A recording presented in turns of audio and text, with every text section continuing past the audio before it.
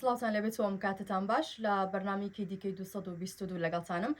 میوانی ئەم ئەڵلقەی بەرنامی 222 خاتون نەرمین معروف کاندیدی ژمارە 12 لیستی 222 گێتی نیشتیمانی کوردستانە خاتون نەرمین بەخێربەی زۆر سپاس. چەند درستیتان چۆنە سپاس دەکەم. لەگەڵ ئیش و کار چۆنە الحەمدولillah. سەلامەت بی پێم خۆشە چەند پرسیارێکی لەکەم سەرسابالەوە دەست پێ بکەم گرنگی هەڵبژارنی ئەنجومەنی نوێنەرانی عێراق لە ئێستادا چۆنە و چییە؟ بەڵە سەرەتا سڵاو لە سەرجەم بیستەرانی دەنگی ڕادیۆی شارە زوور خۆم بە خۆشحاڵ زانم ئەمڕۆ لە شاری هەڵەبجەی خۆشەویست بەشداریەکەم لە ئەم بەرنمەیە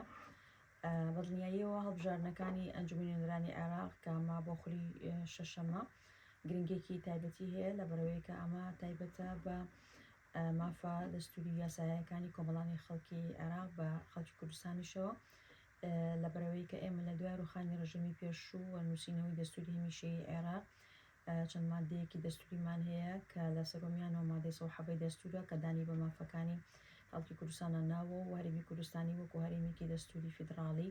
خاوەن دەسەڵاتی تەشریع و تەنفیزی خۆی چەسپاندووە و کۆمەڵە دەسەڵاتی تری تایبەت بە هەرێمی کوردستان هەیە و دەسەڵاتی هاوبەشیش لە نێوان هەرێم و بەغدا و هەر دەسەڵاتی فیدراڵی تایبەت بە حکوومەتی فیدراڵ لەناو چوارچێوەی ئەم مادە دەستوریانەیە کە بەشێکیان پێویست بەوە هەیەکەوە یاسای بۆ دەربکرێت لە ماوەی خولەکانی ڕابردووە هەندێک لەو یاسایانە دەرچوون هەندێکیشان هێشتا یاسایان بۆ دەرنەچووە ئەرکی ئێمەیە لە کۆمەڵانی خەڵکی کوردستان بتوانین نوێنەری کارا و بە ئەزمون و بەتوانە بنێرینە پەرلەمانی کوردستان پەرلەمانی عێراق بۆەوەیکەوە کار لەسەر ئەم مافە دەستوریانی خەڵکی کوردستان بکەن و بتوانن لە ناو پەرلەمانی عێراقا یاسای بۆ دەربچوێنن ئەو یاسانەی کە گرنتی زمانی مافەکانی خەڵکی کوردستانەکە و هەندێک لەو یاسایانەشی کە لە ماوەی ساڵانی ڕابردووە دەرچووە لەو پەرلەمانەوە پێویستی بە هەموارکردنەوەیە چ بەهۆی تێپەڕبوونی کات بەسەریا یاساکان کۆنبوون یاخۆت بەوەیکەوە بە شێو لە شێوەکان ڕەنگە مافی کۆمەڵانی خەڵکی کوردستانی نەپاراست پێ بۆیە گرنگە خەڵکی کوردستان بەشدارێکی کاریان هەبێ لەم هەڵبژاردنیان تاوەکو سنگ و پێگەی کورد لە پەرلەمانی عێراقا بەهێزتر بێت بتوانن بە دەنگێکی زیاترەوە بە ژمارەیەکی زۆر لە پەرلەمانتارەوە داکۆچ بکەن لەو مافانەی خەڵکی کوردستان. زۆر باشە کەواتە باجێ لەسەر پرسیارە بکەمەوە ئەم هەڵبژاردنە گرنگە بێگومان گرنگی ئەم هەڵبژاردنە بە تایبەت بۆ کورد و بۆ پێگەی کورد لە بەغداد چییە؟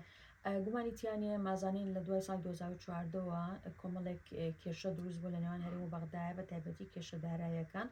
ئێمە لە ماوەی ئەم خولەی ڕابردووە و منوەکو ئەندامی لیژنەی دارایی هەوڵێکی زۆرمانیا بۆ چارەسەرکردنی بەشێک لەو کێشانە خۆشبەختانە توانین بڵێن پرسی موچە کە ئەولەویەتی هەبوو لە کارەکانمانە خسومانە تەقاڵبێکی یاسایی و قەزائیەوە لە چوارچەوەی دەستوری میشەی عێراقا مەشەوەی کردکەوە نردنی موچە ببێ بە واجبی حکوومەتی عێراقی ئەمە وەکو فراکسیۆنی یەکێتی مادەیەکمان ئیزافە کرد لە ناو یاسای بودجەیە کە پێوترێن مادەی پارێزگای ناڕازی یاخود مادەی 13 خاڵی هەشت کە بەهۆی دادگای فدرالیش حکمێکی دەرکردووە کردی واجبێک لەسەر حکوومەتی عێراقی و لە ماوەی سیدومانی ڕابردووە 28 مەحاش بۆی ئەم مادە قانونیەوە هاتووە بێجگە لەما لە هەر لەم خولەی ڕابردووە بوو ئێمە سوپاس بۆ خواتوانیمان سەرکەوتوو بووین لە بە پارێزگاکردنی هەڵەبجە و یاساکەی تێپەڕێنی لە ئەنجومەنی نوێنەرانی عێراق و هەر لەم خولەشا بوو هەمواری یاسای زیندانیانی سیاسی کرایەوە کە بەهۆیەوە 25,000 زیندانی سیاسی کوردستان ماف و امتیازاتیان چێتە سەر عێراق و هەر لەناو ئەو یاسایەشە قوربانیانی بۆمبارانکردنی هەڵەبجە کە ئاواری وڵاتی ئێران بوون مافی قەرەبوویان پێ ئەدرێ بە هەمان شێوە ڕزگاربووانی شاڵاوی بەدناوی ئەنفال بە هەمان شێوە و یاسای قەرەبۆکرێنەوە جگەلەوە کۆمەڵێک بابەتی تر هەبووە کە لەمای ئەم ڕابردووە ئێمە کارمان لەسەر کردو لەوانە شایستەی گەنمی جوتیارانی هەرمی کوردستان کە مافەکانیان هی ساڵی 2014 و 15 و 16 لەن عێراقەوە پێشێر کرا بوو پارەیان پێ نەدرا بوو ئێمە توانیمان لە کۆندامی لیژنەی دارایی توانیمان نزیکەی 309 میلیارد دینار بۆ ئەو جوتیارانەی کوردستان کە بەشێکی زۆریان دانیشتووی سنووری شارە زۆرن بۆ ئەو مافیان بۆ بجێڕینەوە کۆمەڵێک بابەتی ترکە ڕەنگەسا دەرفەت نەبێ هەمووی باسیکن ئەمەش هەمووی دەلالەت لەوەکە کە هێشتا زۆرن ئەو پرسە دارایی و ئابووری مافانەی خەڵکی کوردستان کە لە بەغدایە کە ئەرکی نوێنەرانی خەڵکی کوردستانە ئەو مافانیان بۆ بەدەست بێنن و ئەرکی خەڵکی کوردستانی شەکە بەشدارێکی کاریان هەبێ لە هەڵبژاردنەکانە بۆی بتوانن نوێنەری حیزبەکان بەخواست ویستی خۆیان هەڵبژێرن بەڵام ئەبێ ڕەچاوی ئەوەش بکرێتەوە کوامن ئەو هێزە سیاسیانەی کە ئەمایان پێ ئەکرێت ڕەنگە لە ماوەی ڕابردووە زۆر لە هەڵبژاردنەکان بەشداری خەڵک بەشەی لە شێوەکان نوێنەرانێک ناتوانانی بێ هەموو ئەم مافانە بەدەست بێنن بەڵام ئەوەی کەتی نیشتیمانی کوردستانە کە پرسی بوجۆ و شەوقوتی خەڵکی کوردستان و سفرەی خەڵکی کوێتە ئەولەوێتی کارەکانی خۆی و ئێمە ئومێدمانەوەیەکەوە کۆمەڵانی خەڵکی کوردستان ئەم ڕاستیانە بە بەرچاوی خۆیان بین و بە وجدانەوە ڕۆژی 11 دەنگەکانیان بۆ لیستی 222 یەکێتی نیشتیمانی کوردستان بێت. خاتون نەرمین سەرکەوتوبی ئیشەڵڵا کەواتە با دوا پەیامی تۆ لە ڕادوی شارە زۆرە بۆ دەنگدەرانی کێتی نیشتیمانی کوردستان بێت. من پرۆفسۆر یاریدەدەر دکتۆرە نەرمین معروف کاندیدی ژمارە 12 لەسەر لیستی 222 یەکێتی نیشتیمانی کوردستان بازنەی سلەیمانی داواکەم لە کۆمەڵانی خەڵکی کوردستان لە دەنگدەرانی ئازیز لە سلەیمانی لە هەڵەبجە لە گەرمیان لە ڕاپەڕین لە هەموو شارشەرچەکانی هەرێمی کوردستان کەەوە بەشداریکی کاریان هەبێت لە هەڵبژاردنەکانی ڕۆژی 11 و